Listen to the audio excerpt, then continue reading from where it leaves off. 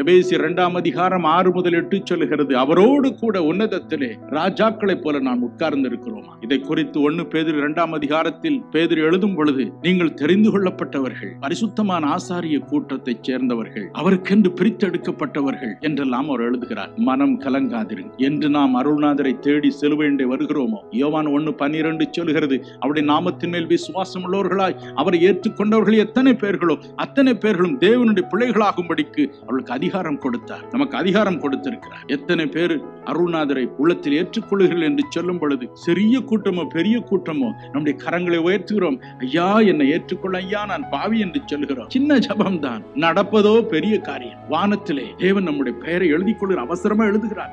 இன்றைக்கு தினகரன் தன் வாழ்க்கையை தந்திருக்கிறான் அப்பா, இன்று முதல் நான் அவனுக்கு அப்பா, நான் தான் அவனுக்கு எல்லாம், அவனை பாதுகாக்க வேண்டும் என்று கவனமா எழுதி வைத்துக் கொள்கிறார். ஆகவேதான் தேவன் சொன்னார், லூக்கா 10:20 இயேசு சொன்னார், உங்கள் நாமங்கள் பரலோகத்தில் எழுதப்பட்டிருப்பதற்காக நீங்கள் பரவசப்படுங்கள், களிகூறுங்கள் என்று சொன்னார். உலக வாழ்க்கையில் பெரிய மனிதர்களை பாருங்கள். வேதம் சொல்லுகிறது, நீதிமொழிகள் 10:7, நீதிமானுடைய பெயர் புகழ் பெற்று விளங்கும், துன்மார்க்கருடைய பெயரோ அழியும்.